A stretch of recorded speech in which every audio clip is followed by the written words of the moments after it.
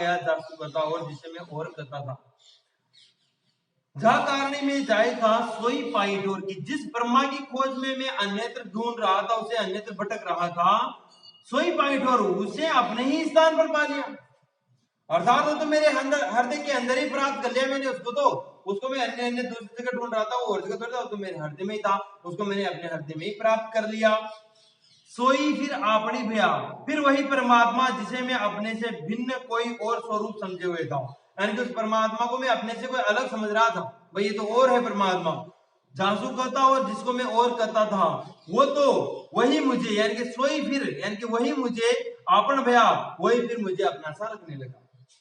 जिसको पहले मैं क्या मानता था कि जासू कहता और कि जिसे मैं और कहता था भाई ये तो और है, लेकिन अब वो जब हृदय में प्राप्त हुआ तो उससे कहते भाई ये तो अपना ही है, ये तो एक ही है, यानी कि जीवात्मा किसका अंश है? परमात्मा का अंश है। और जब उसे मिल गया तो उसको लगा कि मैं तो इसी का अंश था, इससे अलग कहाँ था। पहले मैं इसको अलग अलग मान रहा था, लेकिन मिलने के बाद मुझे पता चला कि मैं तो इसी का अंश हूँ, इसी में एक हूँ। आगे देखिए 38 नंबर। कबीर देखा एक अंग महिमा कहीं न जाए, तेज पुंज पारस गणी नेनु रहा समाय। कबीर ने देखा एक अंग, यानी एक अंग, महिमा कहीं नहीं जाए, महिमा कहीं नहीं जाती, तेज पुंज यानी कि उस ब्रह्मा के तेज का जो पुंज है, यानी कि जो समूह है, पारस जो पारस मणि होती है वो नैना रहा समाय, वो जो ब्रह्मा है उसका जो तेज है पारस मणि के समान है, वो पारस के समान सबको कंचन यानी कि सोना बना देने वाला है। नैनो रहा समाय, और उसका वो जो रूप है, वो जो तेज पुंज है, उसको मैंने अपने नैनो में समा लिया है, नैनो में बसा लिया है। अब इसका अर्थ देखिए आप कि कबीर देखा एक अंग, कि कबीर कहते हैं कि मैंने उस ब्रह्मा को दत्त चित्र होकर देखा, यानी कि एक होकर देखा, पूरा ध्यान लगाकर उसको देखा। महिमा कहीं नहीं जाई, उसके सौंदर्य की महिमा का तो मैं वर्णन ही नहीं कर सकता। मैंने जब साधना करके ध्यान से जब ब्रह्मा को देखा तो मैं देखता ही रह गया। फिर आगे कहते हैं कि महिमा कहीं नहीं जाए, उसकी महिमा, उसके सौंदर्य का वर्णन तो मैं कर ही नहीं सकता।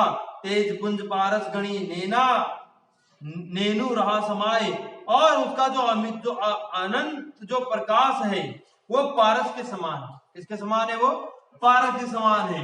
और उसका जो पारस है उसका वो अन्य पर प्रभाव किस प्रकार बना देता है? वो दूसरे, जिसे लोहे को पारस से छुआने पर लोहा भी सोना बन जाता है, वैसे ब्रह्मा का रूप भी, सौंदर्य भी पारस के समान है। जैसे उसमें जीवात्मा एकाकार होती है तो वो भी उसी में मिल जाती है, यानी कि उसका भी वो उद्धार कर देते हैं। और उसको मैंने नैनो रहा समाये, और उस अद्भुत ब्रह्मा को मैंने मेरे नेत्रों में बसा रखा है। आगे देखिए 39 नंबर। मान सरोवर सुबर जल हंसा केली कराई, मुक्ता हन मुक्ता चुगे अब उड़ी अनंत न जाए। मान सरोवर यानी कि यहाँ पर है मन रूपी सरोवर, सुबर यानी कि स्वच्छ जल से भरा हुआ है, हंसा केली यानी कि हंस यानी कि जीवात्माएं उसमें अब केली यानी कि क्रीड़ाएं कर रही हैं, मुक्ता हल मुक्ता चुगे, और वहां पर जो ये हंस है, जीवात्माएं हैं, वो मुक्ति रूपी मोतियों को चुग रही है। अब उड़ी अनंत न जाए, अब वहां पर उनको मुक्ति रूपी मोती मिलने लग गए हैं, अब वो यहाँ से उड़कर दूसरी जगह नहीं जाना चाहती। कौन? जीवात्माएं। देखा कि मानसरोवर सुबर जल, कि हर जगह मानसरोवर भक्ति के जल से पूरी तरह से भर गया है। हृदय रूपी जो मानसरोवर है उसमें किस प्रकार का जल भर गया? भक्ति रूपी, यानी साधक ने भक्ति कर ली, उसके अंदर पूरी तरह से भक्ति का जल यानी कि भक्ति भक्ति उसके हृदय में समा गई है। सुबर जल यानी कि स्वच्छ जल से, स्वच्छ भक्ति से उसका हृदय भर गया है, मन भर गया है।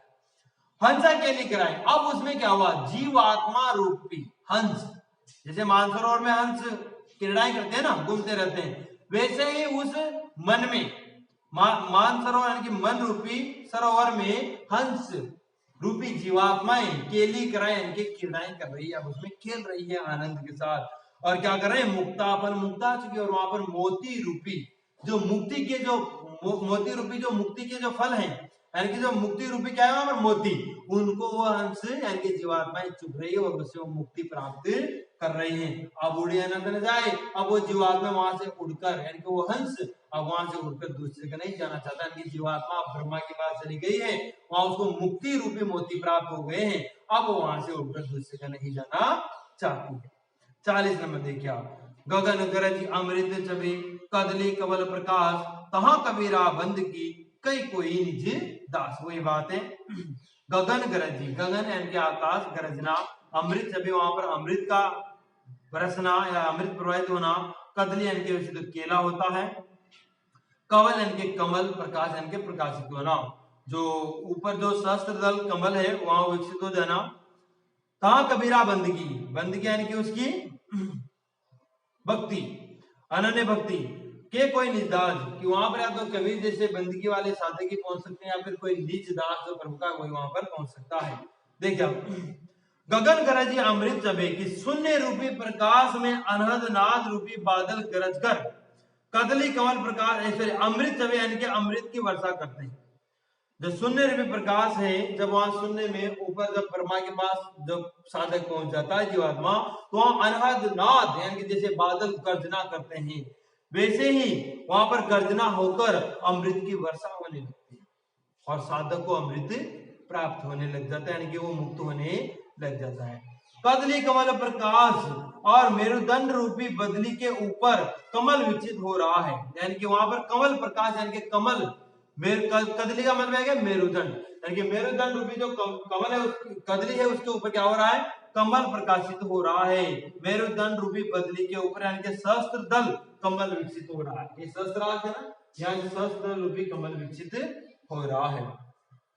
कहा कबीरा बंदगी, फिर आगे कबीरदास कहते कि ऐसे स्थान पर तो कबीर ही पहुंचा है, ऐसे स्थान पर तो कौन पहुंचा है, कबीर ही पहुंचा है। के कोई निजदास या फिर कोई हरि का निजी परमानेंट अच्छा जो सेवक है, अनन्य जो भक्त है, वही वहां पर पहुंच सकता है, हर कोई व्यक्ति वहां पर नहीं पहुंच पाता है। आगे देखिए, इसमें देखा कि भाव यह है कि साधना बड़ी दुर्गम है, जिसे पार कर मिलने ही ब्रह्मा से साक्षात्कार कर पाते हैं। यानी कि साधना बहुत ही दुर्गम है, बहुत कठिन है, और उसको पार करके बहुत ही कम साधक हैं जो वहां तक पहुंच पाते हैं। 41 नंबर देखिए, नीव बिहुना देवरा देह बिहुना देव, कबीर तहा विलंबिया करे अलस की से। नीव यानी कि नीव, बिहुना यानी कि बिना, देवरा यानी कि देवरा यानी कि मंदिर कर सकते हो आप, कि बिना नीव का मंदिर, देह यानी कि शरीर, बिहुना यानी कि देव, बिना देह का देव यानी कि मूर्ति है, सॉरी परमात्मा ईश्वर। कबीर तहा विलंबिया, कबीर वहां विलंबित यानी कि वहां निवास करता है, वहां सेवा करता है लगातार और उसमें रम जाता है। करे अलस की सेव, अलस की यहाँ पर कि अविरल, बिना आलस किए हुए उस ब्रह्मा की वहां पर वो क्या करता है, सेवा करता है। कि नीव बिहुणा देवरा, कि जहां बिना आधार के ब्रह्मा का मंदिर है, नीव बिहुणा देवरा, कि जहां बिना आधार के बिना नीव के ही क्या है, ब्रह्मा का मंदिर है। देह बिहुणा देव, एवं ब्रह्मा भी निराकार है, और वहां पर जो ब्रह्मा है, देव यानी कि ब्रह्मा, बिहुणा यानी कि बिना, और देह यानी कि शरीर, क्यों भी निराकार है, उसका भी कोई शरीर कोई आकार नहीं है।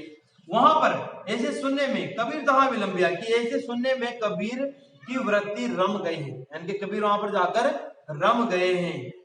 करे अलस की से, और वहां पर वो निरंतर बिना आलस किए हुए उस ब्रह्मा की क्या कर रहे हैं, सेवा कर रहे हैं। 42 नंबर से क्या समझ में आ रहा है आपको, ठीक है। आगे देखो 42 नंबर, देवल माहो देवरी तिल जेहे विस्तार, माहे पाती माही जल माहो पूजन हार। देवल यानी कि मंदिर, माहो यानी कि भीतर, देवरी यानी कि देवरा यानी कि मूर्ति, तिल जेहे विस्तार, तिल के समान उसका विस्तार, माहे पाती यानी कि अंदर ही, पाती प्राप्त करती है, यानी कि कह सकते हैं आप अंदर ही पाती यानी कि पत्ते वगैरह, फूल पत्तियां वगैरह, माही जल और भीतरी जल, और माहो यानी कि माही यानी कि भीतरी पूजनहार, उसकी पूजा करने वाला पूजा। यहाँ पर कबीरदास जी कह रहे हैं कि ब्रह्मा को पूजने के लिए आपको मंदिरों में भटकने की आवश्यकता नहीं है, मंदिर भी आपके अंदर ही है, उसमें फूल पत्तियां जल वगैरह चढ़ाने की जो चीजें सामग्री होती है पूजा करने, वो भी आपके अंदर ही है, खुद लाने की जरूरत नहीं है, और उसकी पूजा करने वाला मन भी आपके अंदर ही है, पुजारी की भी जरूरत नहीं है, आप अंदर ही सब कुछ कर सकते हो। तभी तो इन्होंने जो निर्गुण मार्ग है, उन्होंने पूजा का मंदिरों में जो मूर्ति पूजा उनका विरोध किया है, अंदर ही सब कुछ है, मंदिर मंदिर सब अंदर ही है। कहते हैं कि देवल माहो देवरी, कि शून्य के मंदिर में जो ब्रह्मरंध्र रूपी देव प्रतिमा है, जो शून्य का जो मंदिर है यानी कि ब्रह्मा के निवास का जहां पर जो मंदिर है, उसमें क्या है, ब्रह्मरंध्र रूपी देव प्रतिमा, ब्रह्मरंध्र यानी कि उसकी रूपी क्या है, वहां पर देवता की प्रतिमा हृदय के अंदर, तिल जहे विस्तार, और उसका विस्तार किसके समान है, तिल के बराबर है, यानी कि उसका विस्तार तिल के बराबर, मतलब कण कण में है, परमात्मा का विस्तार हर कण में, और वो मंदिर भी आपके हृदय में ही है। और उसमें जो प्रतिमा है, देव रूपी जो प्रतिमा है, ब्रह्म रुद्र रूपी जो प्रतिमा है, ब्रह्मा रूपी जो प्रतिमा है देव की, वो भी आपके हृदय में ही है। माहे पाती माहे जल, और आपके हृदय में ही क्या है, पातियां के फूल पत्तियां आदि, माहे जल, और जो जल वगैरह चढ़ाते हैं वो भी, और माहो पूजनहार, और उसकी पूजा करने वाला पुजारी भी मन। पुजारी किसको कहा है, मन। वो मन भी आपके भीतर, यानी मन रूपी पुजारी भी आपके भीतर ही स्थित है। कई बार आपको सेवा करने जाने की जरूरत नहीं, उसको अंदर ही अंदर आप उसका ध्यान कीजिए। 43 नंबर, कभी कंबल प्रकाश या उग्या निर्मल सूर, निस अंधियारी मिटी गई, बागे अनहद तूर। देखिए इसका, कभी, कभी कंबल यानी कि कमल है यहाँ पर, इसका प्रकाश यानी कि प्रकाशित हुआ, उग्या निर्मल सूर, सूर्य यानी कि सूर्य, निर्मल यानी कि स्वच्छ, उग्या यानी कि उदय हुआ, निस यानी कि रात, अंधियारी यानी अंधेरा, मिट गया मिट गया, बागे अनहद नाद, वही अनहद जो तूर्य नाद है वो नाद वापस होने लगा। अर्थ देखिए आप कि कभी कमल प्रकाश या, कि कबीर कहते हैं कि ज्ञान के निर्मल उग्या निर्मल सूर्य, की ज्ञान के निर्मल सूर्योदय से, जो ज्ञान का निर्मल सूर्योदय हुआ, जैसे सदगुरु ने ज्ञान दिया वैसे जो निर्मल सूर्य का उदय हुआ, उससे क्या हुआ, सहस्त्र दल कमल विकसित हो गया, सहस्त्र दल चक्र जो है वो विकसित हो गया। फिर आगे कहते हैं कि निस अंधियारी मिट गया, और उस सहस्त्र दल कमल के विकसित होने से, उस सूर्य उदय यानी कि ज्ञान रूपी सूर्य के उदय होने से प्रकाश यानी कि हृदय में क्या हो गया, प्रकाश फैल गया। और क्या हुआ कि जिससे निशी अंधियारी मिट गया, कि जिससे जीवात्मा की जो अज्ञान पूर्ण जो अंधकार था, जीवात्मा का जो अज्ञान पूर्ण जो अंधकार था वो क्या हो गया, मिट गया। बागे अनहद तूर, और उससे ब्रह्म प्राप्ति पर अनहद तुरीनाद होने लगा। जैसे ही साधक को जीवात्मा को ब्रह्मा की प्राप्ति हुई, वैसे अनहद नाद तुरीनाद यानी कि घोर गर्जना होने लगी। आगे देखिए 45 नंबर, आकाशे मुखी औंधा कुआ, पाताले पनिहारी, ताका पानी, सॉरी 44 से क्या, चलो 44, अनहद बाजे नीजर झरे, उपले ब्रह्मा ज्ञान, आप गति अंतर प्रकटे, लागे प्रेम ध्यान।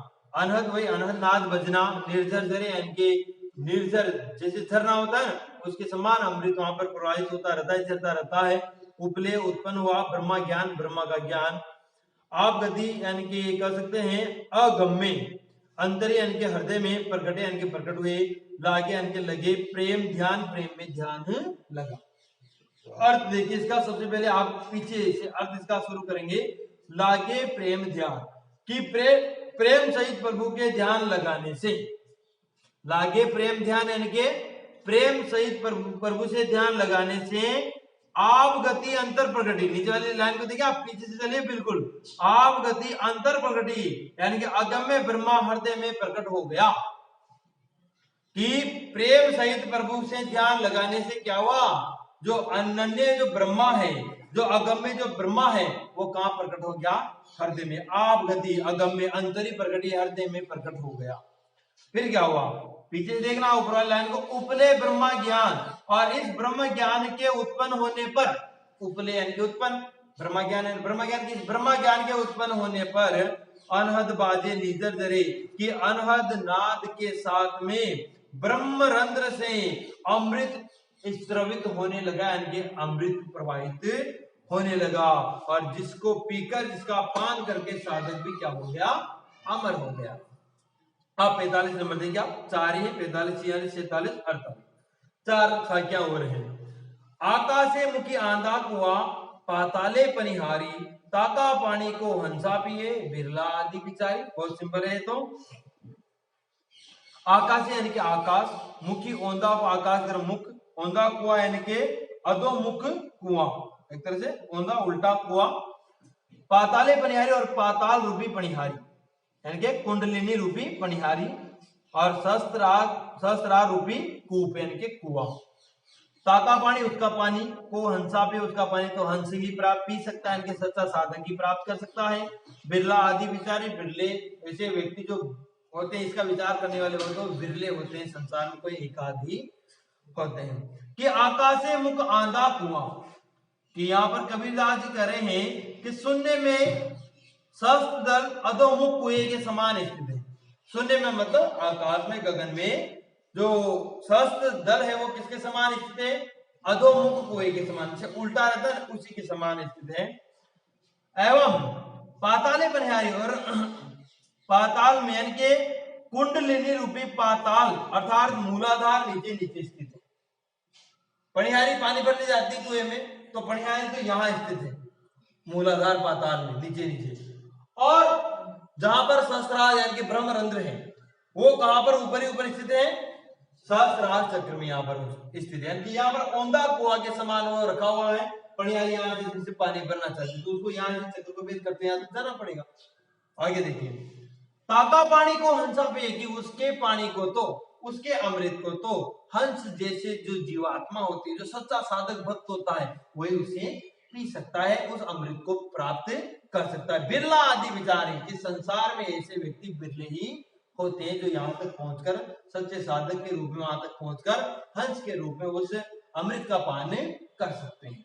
आगे देखिए 46 नंबर, शिव शक्ति दिशि कोण जोवे, पश्चिम दिशि उठे दूरी, जल में सेंध जो धर करे, मछली चढ़े खजूरी। यहाँ पर कबीरदास जी कह रहे हैं कि पीछे वाली लाइन देखो, यानी कि ऊपर की लाइन को पीछे से देखिए आप, पश्चिम दिशि उठे दूरी, कि ये जो पश्चिम दिशा है उसमें क्या उड़ रही है? धूल उड़ रही। मतलब पश्चिम दिशा में कुछ भी नहीं है, कुछ प्राप्त नहीं होगा, और जिस दिशा में आपको कुछ प्राप्त होगा वो कौन सी है? शिव शक्ति दिशि कोण जुजोवे। और जिस दिशा, सभी लोग पश्चिम दिशा में जा रहे हैं, यानी कि सांसारिक माया मोह की तरफ भाग रहे हैं, जिधर धूल ही धूल है और कुछ भी नहीं है। उस दिशा में कोई नहीं जा रहा, उस दिशा में, यानी कि देखो दिशि कोण जुजोवे, यानी कि उस दिशा में दृष्टि किसी की भी नहीं जा रही। जिस दिशा में कौन है? शिव, और शक्ति, शक्ति यानी कि शक्ति यानी कि पार्वती, शिव और शक्ति जिस दिशा में है, यानी कि जिस दिशा में जाने से आपका उद्धार हो सकता है, उधर तो कोई नहीं जा रहा, सभी पश्चिम दिशा में भाग रहे हैं, यानी सांसारिक माया मोह की तरफ भाग रहे हैं, उस दिशा में किसका ध्यान नहीं जा रहा। आगे कहते हैं कि जल में सेंध जू धर करे, कि प्रेम भक्ति के जल में सेंध मतलब प्रेम भक्ति के जल में सेंध जू धर करे, यानी कि यदि मन निवास करे, कि प्रेम रूपी जल में यदि मन निवास करे, और मछली चढ़े खजूरी, और कुंडलिनी रूपी मछली ब्रह्म नाड़ी के माध्यम से सहस्त्र दल कमल रूपी खजूर पर चढ़े, तो तभी उसके दर्शन हो सकते हैं। कुंडलिनी रूपी मछली ब्रह्म नाड़ी के माध्यम से, नाड़ियों के माध्यम से यहाँ तक चढ़ जाए, यानी कि खजूरी चढ़ना मतलब ऊंचाई पर पहुंच जाना, तभी वो इस संसार से मुक्ति प्राप्त कर सकते हैं। 47 नंबर देखिए आप, अमृत बरसे हीरा निपजे, घटा गड़े घटा पड़े टकसाल, कबीर जुलाहा भया पारसू, अनबे उतरिया पार। अमृत बरसे यानी कि अमृत का बरसना, हीरा निपजे यानी कि हीरे का उत्पन्न होना, निपजना, घटा पड़े टकसाल यानी कि जो ये कह सकते हैं अपन निर्भीक होकर, घटाएं यानी कि घोर घनघन अनहद नाद होना, और कबीर जुलाहा अपने आप को जुलाहा बताते ही हैं ये, भया पारसु यानी कि कबीर जुलाहा जो जुलाहा जाति का है कबीर, वो सच्चा साधक होने के कारण वो भी भया पारसु यानी कि वो भी क्या बन गया? पारस, पार की बन गया, यानी कि वो भी क्या बन गया? परखने वाला बन गया, पार की। अनभे उतरिया पार, अनभे यानी कि निर्भीक होकर, उतरे यानी कि उतर गया, पार वो भी अब निर्भीक होकर पार उतर रहा है।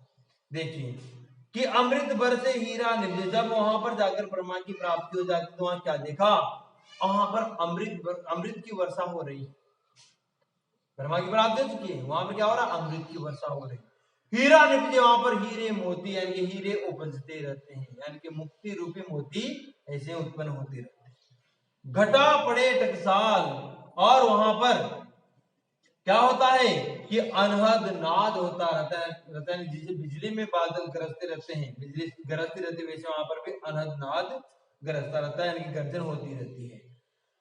कबीर जुलाहा भया पारसो, की कबीर जुलाहा भी उस प्रभु रूपी हीरे का क्या बन गया है? पारखी बन गया। कि कबीर जुलाहा भी भया पारसो, की कबीर जुलाहा भी उस प्रभु रूपी हीरे का क्या बन गया है? पारखी बन गया है, और अनभे उतरिया पार, और इस संसार सागर से निर्भीक होकर पार उतर गया। ये लो भाई कबीरदास जी पार उतर गए। गुरुदेव को अंग से शुरू किया था अपने पर्चा को अंग और पार उतर गए, इसे परिचय हो गया ब्रह्मा जी से उनका। अब वो इस भव सागर से क्या हो गए हैं, पार उतर गए हैं, अर्थात उन्होंने किसको प्राप्त कर लिया, मोक्ष को प्राप्त कर लिया। आगे देखिए ममिता लास्ट है, ये लास्ट साखी है, लास्ट अंग है और इसकी लास्ट साखी। ममिता मेरा क्या करे, प्रेम उघाड़ी पोरी पोली, दर्शन भया दलाल का सूल वही सुख सोड़ी। कि ममता मेरा क्या करे, ममता का मतलब यहाँ पर क्या है, सांसारिक माया मोह। कि सांसारिक माया मोह अब मेरा कुछ नहीं बिगाड़ सकते, मैं तो कहां पहुंच गया हूं, ब्रह्मा के पास पहुंच गया, तो अमृत की वर्षा होती रहती है। कि ममता मेरा क्या करेगी, अब माया सांसारिक माया मोह मेरा कुछ भी नहीं कर सकते। प्रेम उगाड़ी पोली, पोली का मतलब पोल, खोल देना, लेकिन रहस्य क्या कर सकते, मार्ग। कि प्रेम रूपी जो मार्ग था उस रहस्य को मैंने जान लिया है। दर्शन भैया दलाल का, दलाल इनके दयाल है, यहाँ पर दयालु प्रभु। क्या अब मैं, मुझे किसके दर्शन हो गए, दयालु प्रभु के दर्शन हो गए हैं। सूल वही सुख सोड़ी, और जो सूल के समान जो कांटे हैं वो सब सुख सोड़ी, और जो सोड़ यानी कि जो कहते हैं लिहाफ यानी कि रजाई, वो भी अब मुझे यानी कि उसमें वजन होने के कारण भी, कांटे होने के कारण भी मुझे अच्छी लगने लगी है। यानी कि अब वहां पर जब उससे उसका मिलन हो गया है तो वहां पर जो पाप थे वो भी सब पुण्य में बदल गए हैं। कि सूल भाई हाय, कि सूल भाई यानी कि यहाँ पर कहते हैं कि लिहाफ यानी कि कांटों की पाप सूलों का बोझ, कि उनके दर्शन होने से जो मेरे अंदर जो पाप रूपी सूलों का जो बोझ था वो भी किसके समान हो गया, पुण्य के समान हो गया है। यानी कि मेरे सारे पाप भी किसमें बदल गए हैं, पुण्य में बदल गए, मुझे ब्रह्मा की प्राप्ति हो गई। ये था अपने पर्चा को अंग, जिसके 48 साखियों का हमने वर्णन कर लिया है। अब हम कल से पदावली भाग पढ़ेंगे, जिसमें 10 पद है, उनका एक एक अपन कल से वर्णन करेंगे।